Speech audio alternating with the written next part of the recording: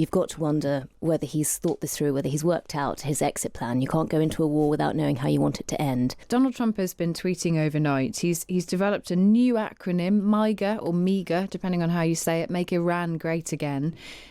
Talking about regime change, although he basically says that it's not cool to call it regime change, but we'll call it something else.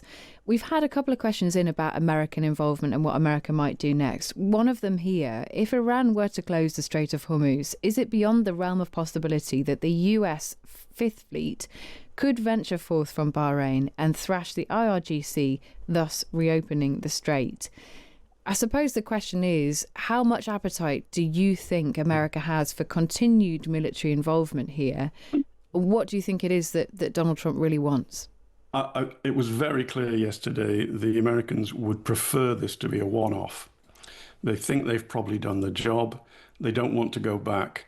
President said, they all said it actually. Secretary of State Rubio, Secretary of Defense Hegseth, Vice President Vance, President Trump, they all pretty much said, if you want, this can be a one-off.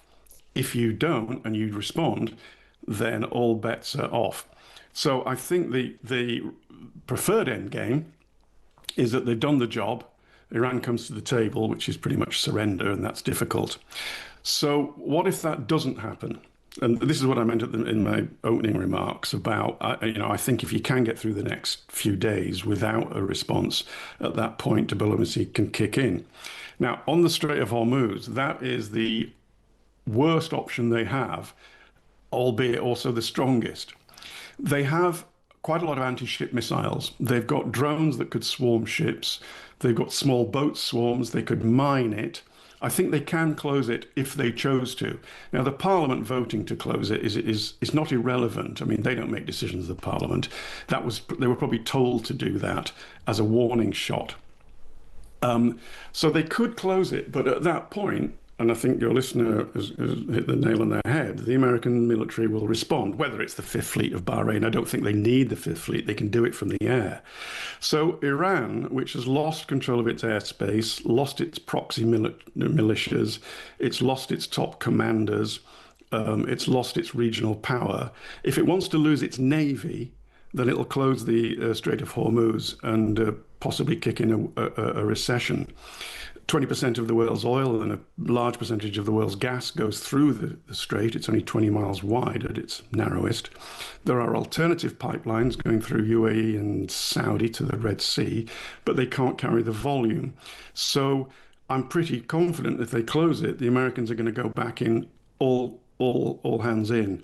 And then you're looking at regime change potentially, because they would be so weakened once the Americans had finished. And if, as Tim says, Manveen, realistically, everybody, all of Trump's closest team had said one and done. We're not up for military intervention. Why then did the president mention regime change? Well, that's a very good question. You've got to wonder whether he's thought this through, whether he's worked out his exit plan. You can't go into a war without knowing how you want it to end. It's often been said that, he follows the madman theory of politics. You throw these things out just to sort of show that all options are still on the table. But it's, that will have sent a ripple of fear through not only his supporters, the MAGA base, which is very anti-war, but actually, the entire American establishment, which still has memories of Iraq.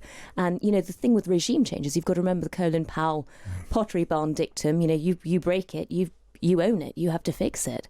Regime change gets America stuck in the region again for another, generation, decades. And when you start talking about strategy, there's very little to suggest he's shown any strategic thinking in any of these areas. So the notion he suddenly has an amazing strategy for Iran would seem to be optimistic at the very least. It is fascinating. You've got to wonder who in his circle at the moment is advising him on this, because I was told about a month ago when there was talk then about sort of an attack on Iran, and the Israelis were very keen. People in Washington from the sort of Iranian lobby effectively were being told that Mike Waltz was about to be sacked because he was the hawk on this. He wanted war with Iran, and the administration really didn't. Donald Trump didn't. And then he was sacked, and that was because of, apparently because of this. And yet in the meantime, in about 3 weeks' time, there's been this amazing change again, a volte-face. We know that J.D. Vance doesn't want it. We know that there's sort of a unease in the MAGA base. It's really interesting to work out who is having the most influence on Donald Trump at the moment. When Operation Midnight Hammer was launched on Saturday night, the UK was blindsided to an extent. It appears that we were not given forewarning of the attacks in full, although we were told about them. What does this say about the UK's place in the world and international relations? Are we now irrelevant? Tim, morning. Hello, are you there? Tim Marshall, you are. What do you make of this question about whether or not the UK should have been involved, should have been given more warning, should have really played a more active role here? I think that's old-fashioned thinking. I think it doesn't reflect the new realities manifest in America first. And given the debacle of the Trump administration on the social media messaging, when the defense secretary, basically told everybody what was going on a few months ago, they were keeping it very, very tight. And we were completely blindsided. Like many other people, I was watching on the day of the strikes, the American planes flying towards Diego Garcia and the refueling tankers, but that was a whole of a big deception. And given that we weren't asked to be involved, and I think we've dodged a bullet there, I don't think it's surprising that they didn't tell anybody about it. And do you think there is now a sort of a new question for the UK, if you like, about what happens if Iran does take more action going forward? There is, because if, and this is part of the bigger question, I believe if we can get through the next 2 to 3, maybe 4 days without an Iranian reaction either against American bases or closing the Strait of Hormuz, I think by that time the Israelis will more or less have finished, and at that point they'd just be rearranging the rubble that they'd already caused. And so that then opens the window, given that it's now calming down, for diplomacy to kick in. But if we can't get that far, and then the Americans are going to go back in if they are hit, that then poses that question. Now, we all know that the Attorney General believes that it would be of very dubious legality for us to join in. Clearly, politically, we don't want to. I think we dodged a bullet with the Americans not using Diego Garcia, because they would have had to have asked for the United Kingdom's permission. So then you would fall back to the argument about international law. And we can go through that if you have time, but I doubt very many people in the United Kingdom would buy the argument that it would be legal. But I suppose on that point of legality, Lord Hermer, the Attorney General, you mentioned his advice. We don't know it because we haven't seen it in full. We would not expect to. But the understanding is he was suggesting that proactive strikes against Iran would not be legal. But if a UK base were threatened or there was the perception of an imminent threat, then defensive action would be acceptable, something that we've done before. Yes. The UN Charter, and indeed customary international law, the norms that have been established, prohibit force against another country except for self-defense. And then it gets more complicated, or collective self-defense.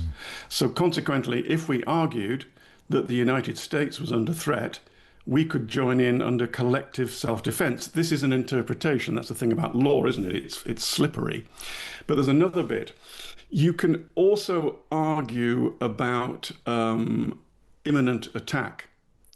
So if you draw the conclusion that you or one of your allies is under threat of imminent attack, if you take that view, my learned friends, then you can argue that it would be legal for the United Kingdom to join in. If you didn't take the view that we had any responsibility for this, or that we didn't think there was an imminent attack, then you can fall down on the other side. Isn't the point, Manveen, I guess, that it's about the political will in the beginning? That if they want to make it legal, they'll get legal advice that tells them it's legal, and if they don't want to make it legal, they'll get legal advice that makes it illegal. And Manveen, we had the minister on, Luke Pollard, and it was very striking that we had.